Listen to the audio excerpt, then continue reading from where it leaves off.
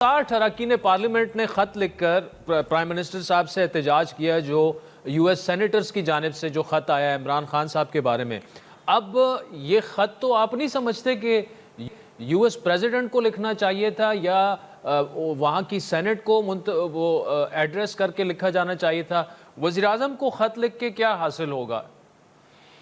دیکھیں، مقصد تو یہی ہے کہ جو کانگریس مین جنہوں نے یہ خط لکھا اور اسے پھر جو ہے وہ میڈیا میں بڑی ہائپ دی گئی کہ وزیر اعظم جو ہے وہ اس خط کو جو ہے وہ پاکستان کے سفارت خانے کے ذریعے سے یا جو بھی کوئی طریقہ کار ڈپلومیٹک اس میں مناسب ہو، تو یہ خط نہ صرف امریکن گورنمنٹ ان کے پریزیڈنٹ کے نوٹس میں لایا جائے بلکہ ان کانگریس مین کو بھی اس کی کاپی جو ہے وہ بھجوائی جائے، کیونکہ انہیں دنیا میں جہاں جہاں پہ یعنی ظلم ہو رہا ہے اور ان کا ملک جو ہے وہ اس ظلم میں اگر براہ راست شریک نہیں تو انڈائریکٹ جو ہے وہ کافی شبہات ہیں کہ ان کی سپورٹ حاصل ہے غزہ میں ہونے والے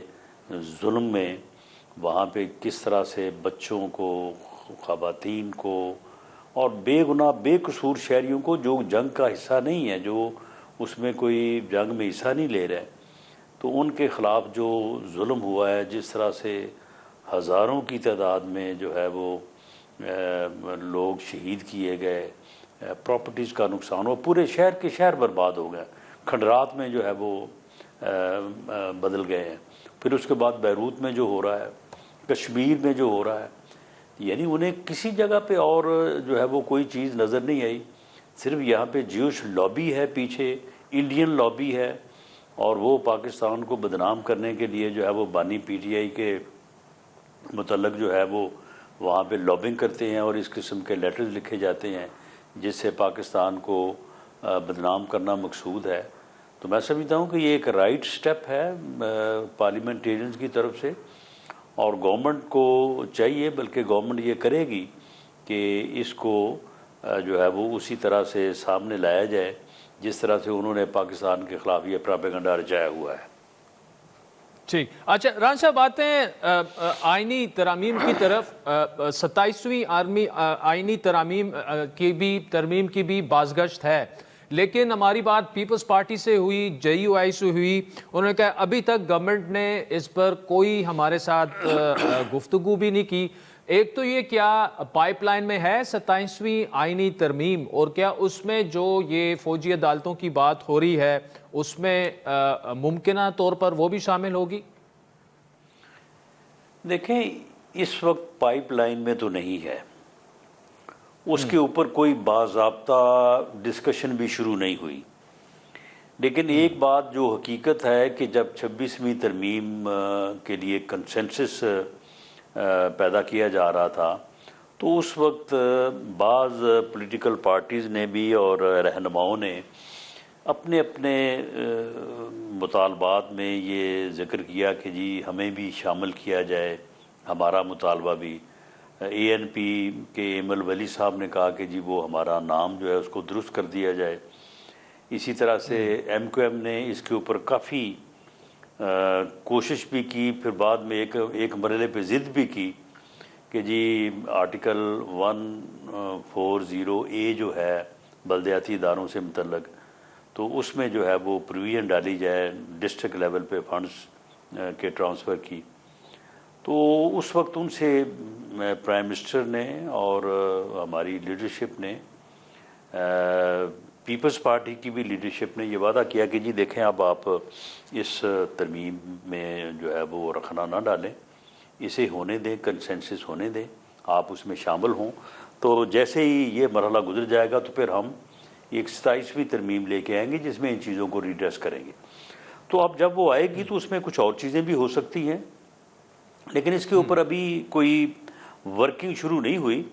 لیکن یہ وعدہ ضرور ہے بعض لوگوں سے، تو اس لیے اس کے اوپر کام جو ہے وہ ہوگا، اور جن چیزوں پہ کنسنسس ہوگا وہ لے کے آئی جائیں گی. ٹھیک ہے جی کنسنسس ہوگا. اچھا اس پہ پھر رانا صاحب جو ہے اس کے بغیر تو آبویسلی 27ویں آئینی ترمیم بھی نہیں ہوگی. ان کا موقف یہ ہے کہ جو چیزیں نکل چکی ہیں جس پر ڈس ایگریمنٹ تھا وہ دوبارہ سے, اور ان کا اشارہ جو ہے وہ ملٹری کورٹس کی جانب بھی تھا. دیکھیں جو چیزیں نکل چکی ہیں انہیں ایک بہتر فارم میں ان کے اوپر ڈسکس ہو سکتا ہے, بات تو ہو سکتی ہے.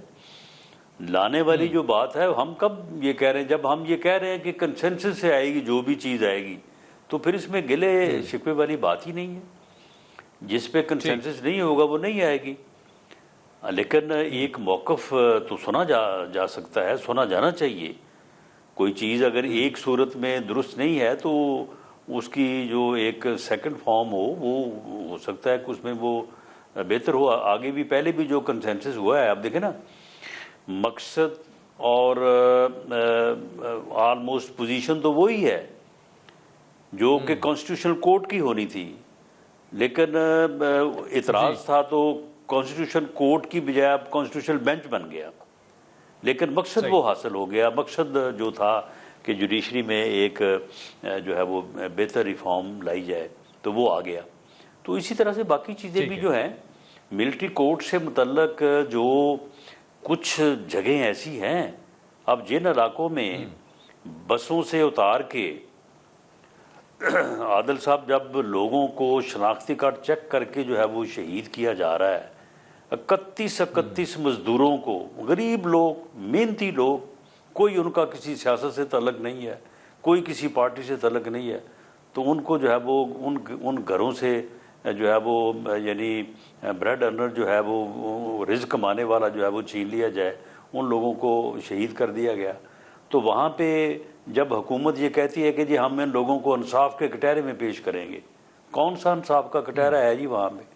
وہاں پہ تو کوئی جج جانے کو تیار ہی نہیں ہے, اور شاید کوئی سول کورٹ وہاں پہ جو ہے وہ ورکنگ کنڈیشنز نہیں ہیں. میں یہ نہیں کہتا کہ کوئی جانے کو تیار نہیں ہوگا, لیکن ورکنگ کنڈیشنز نہیں ہیں. تو اگر ان جگہوں پہ کوئی ملٹری کورٹ کی بات ہوتی ہے ون سن سیٹ کلاس, تو اس کے اوپر غور ہونا چاہیے. ٹھیک ہے, کنسنسس نہیں ہوگا تو نہیں لائیں گے. ٹھیک ہے. اچھا رانا صاحب دوسری بات بتائیں, جوڈیشل کمیشن والا معاملہ جو ہے نام تو سامنے آ چکے ہیں, یہ باقاعدہ جو پروسیس ہے یہ کب تک ہو سکتا ہے, اور آئینی بینچ کا جو بھی چیف جج اسے کہہ دیں سینئر ترین جج ہوں گے وہ کب تک اپوائنٹ ہو جائیں گے؟ میرا خیال ہے کہ جو میری انفارمیشن ہے کہ اسپیکر صاحب نے حکومت اور اپوزیشن کی طرف سے نام جو ہیں وہ بھیج دیے ہیں چیف جسٹس آف پاکستان کو. میننگ دیر بائی کہ جوڈیشل کمیشن جو ہے وہ مکمل ہو چکا ہے, کیونکہ باقی تو جو 5 ججز ہیں وہ تو آلریڈی ہیں, law minister is there, attorney general is there, bar کا نمائندہ جو ہے وہ آلریڈی اس کا حصہ ہے. تو میری تو آبزرویشن یا اسیسمنٹ یہ ہے کہ ود ان اے ویک انشاءاللہ جو ہے وہ نیکسٹ ویک میں منڈے ٹیوزڈے تک جوڈیشل کمیشن کا اجلاس ہونا چاہیے. رانا صاحب جس دن چیف جسٹس کا اعلان ہونا تھا اس سے پہلے آپ سے ایک سوال میں نے کیا تھا کہ اگر آپ کی چوائس پہ ہو تو کون بنے گا, تو آپ نے یحییٰ افریدی صاحب کا نام دیا تھا. تقریباً وہ خبر پکی ثابت ہوئی تھی. تو یہ بتائیے گا کہ چیف جج کے لیے آپ کے خیال میں موزوں ترین شخص جو ہیں وہ کون ہو سکتے ہیں؟ میرا خیال ہے جی کہ جو سینئر ترین آدمی ہو, جو ہمارے 3 سینئر ججز ہیں جن کا جو ہے وہ جو کنسیڈر ہوئے ہیں for the name of chief justice, تو ان کے بعد جو سینئر آدمی ہے اسے ہی ہونا چاہیے. باقی یہ اختیار تو جوڈیشل کمیشن کا ہے, اس کے اوپر کوئی بات تو نہیں کی جا سکتی. ٹھیک ہے. اچھا دوسرا رانا صاحب, خواجہ آصف صاحب کی ایک اسٹیٹمنٹ تھی جب بشرا بی بی رہا ہوئیں, وہ پختونخوا چلی گئیں, وہاں پہ اب بنکسی میں ہیں, تو انہوں نے کہا کہ جی یہ پس پردہ داستان کی نشاندہی ہے, معافی تلافی کی خبریں ہیں, اور یہ سب کچھ بانی پی ٹی آئی کے علم میں ہوئے بغیر نہیں ہو سکتا. کیا کچھ ڈیل ویل واقعی آگے پیچھے کوئی انڈرسٹینڈنگ سے آپ سمجھتے ہیں کہ ہوا ہے یہ معاملہ سارا؟ دیکھیں، خواجہ صاحب ہمارے بڑے سینئر کولیگ ہیں. میں ہو سکتا ہے کہ جو ان کی انفارمیشن ہے وہ میری انفارمیشن نہ ہو، لیکن میری جو سمجھ ہے اس کے مطابق ڈیل کے لیے دو فریق ہونے لازمی ہیں. اگر پی ٹی آئی سے یا بشرا بی بی سے ڈیل ہوئی ہے تو پھر وہ ہماری ہی ہو سکتی ہے یا پھر عدالت کی ہو سکتی ہے.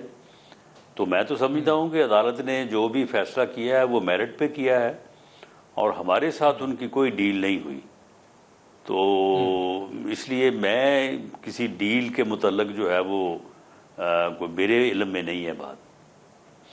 مطلب ایسا معافی تلافی والا معاملہ بھی جو ہے وہ آپ کے خیال میں نہیں ہوا ہوگا کہ چھوڑے رہنے؟ دیکھیں نا، وہ اسلام آباد پہنچے، اسلام آباد سے وزیر اعلیٰ صاحب غائب ہو جاتے ہیں، اس کے بعد بشرا بیگم کی ضمانت ہو جاتی ہے، دونوں ان کی ہمشیراؤں کی ضمانتیں ہو جاتی ہیں، اور وہ وہاں پہ جا کے بیٹھ کے، اور جتنا احتجاج کا جھاگ تھا وہ بھی تقریباً بیٹھ چکا ہے. وہ خود آئے چیف جسٹس صاحب کی اوٹ ٹیکنگ میں بھی شامل ہو گئے، ورنہ انہوں نے احتجاج کا اعلان کیا تھا.